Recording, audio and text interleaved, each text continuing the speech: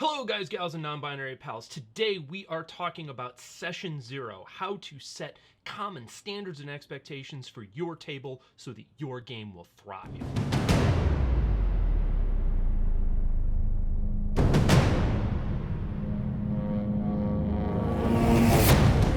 We've all had those game sessions that just sucked.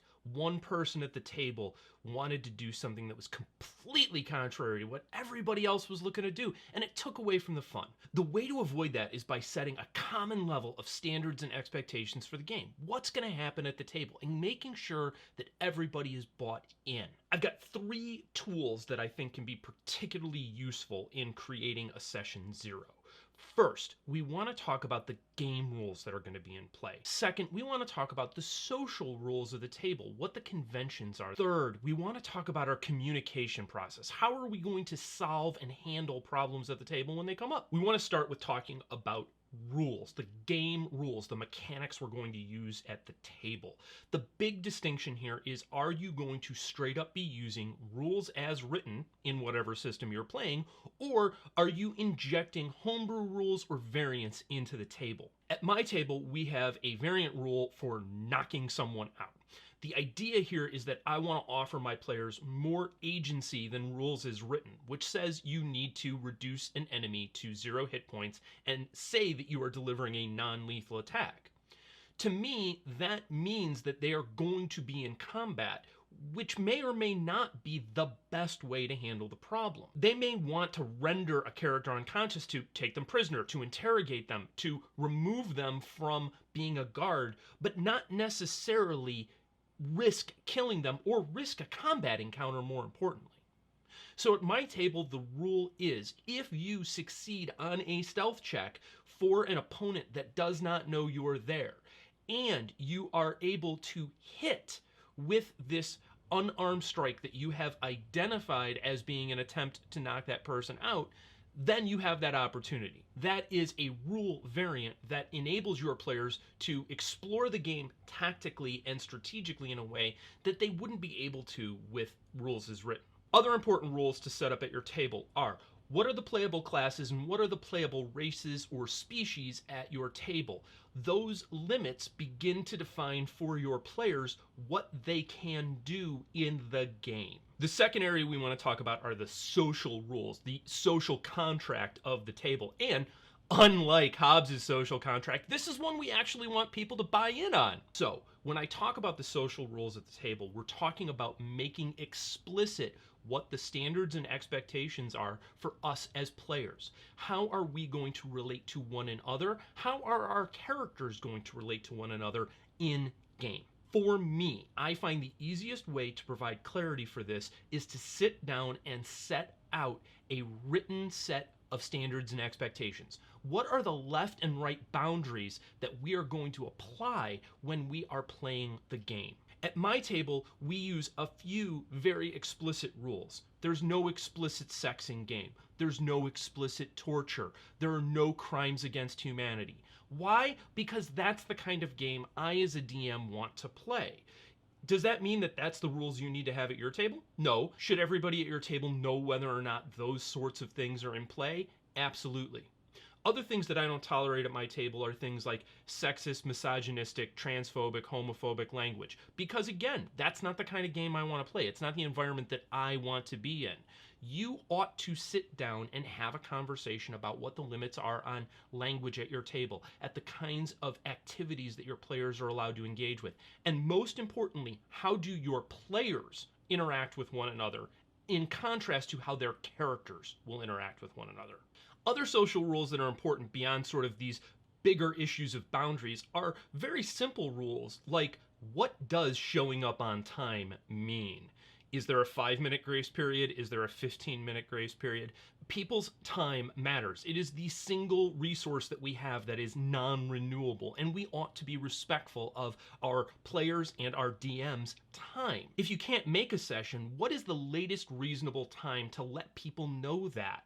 Emergencies come up in real life, but they shouldn't be coming up regularly. If you are constantly calling off an hour before the session starts, you are putting other people's fun and, more importantly, other people's time in jeopardy. You're not showing respect for that. So, do you have a rule of 2 hours, 4 hours, 8 hours, 24 hours? The rule itself is arbitrary in a universal sense. There's no one right way for every table, but there is a way that your table ought to agree to handle these things and hold people accountable to it. The third most important thing that your session zero should set out to do is establish how we will communicate. There is no single set of rules that you can write out that is going to identify every possible problem, every possible conflict that's going to come up within your group. That's okay. What needs to be there, though, is an understanding of how we're going to talk about these things. If someone at the table does or says something and you do the RCA puppy dog head tilt, looking at them quizzically, that's a time to say, we need to have a conversation. Maybe you make a note and have it after the fact. Maybe you need to stop the game right there and clarify something. But one way or the other, there needs to be a mechanism in place for how you are going to communicate. With these kinds of things, I think it's important to remember that most people do not get out of bed in the morning thinking, how can I be an asshole today? Most of us are going to approach the game trying to bring our reasonably best selves, the best version of us that we can to the table.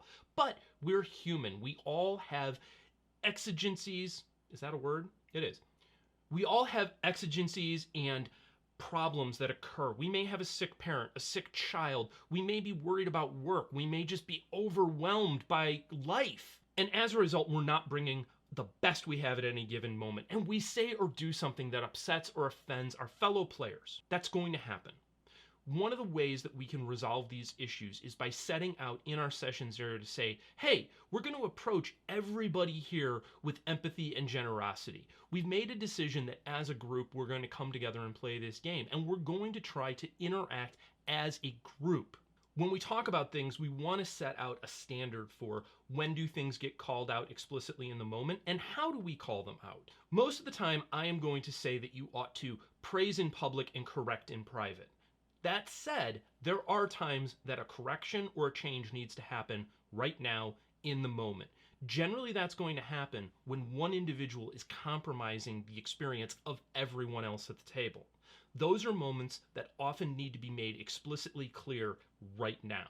Something else I'm going to suggest is that you take some time and think about and look into consensus decision making.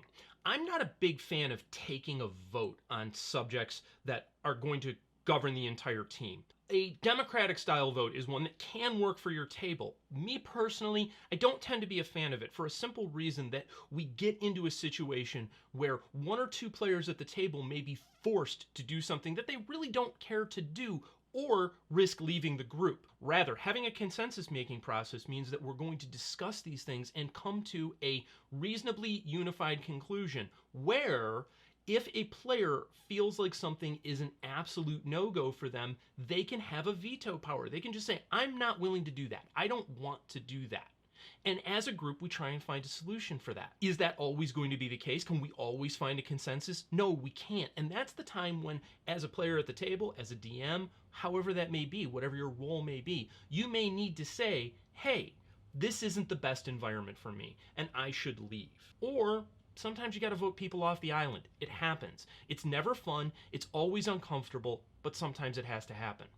The idea is that you want to find a group, a team that is going to be able to function together and enjoy working together. Your session zero is meant to establish the foundation upon which this is built. It's not going to end there. This is an ongoing process of discussion, evaluation, decision-making, and coming together to create the best experience for everybody. But it starts at your session zero, and having a thorough concept of what you're going to do there can be a huge help. Thanks for hanging out with me today. I hope you found some of that helpful and useful in setting up your session zero. Please be sure you check out our other game prep, character building, role-playing videos. And remember that you can catch us live on Wednesday nights at 7 p.m. Eastern on Twitch for our Adventures in Umbranthal campaign, or check out the videos here for our back canon and our archive. We'll see you soon. Cheers.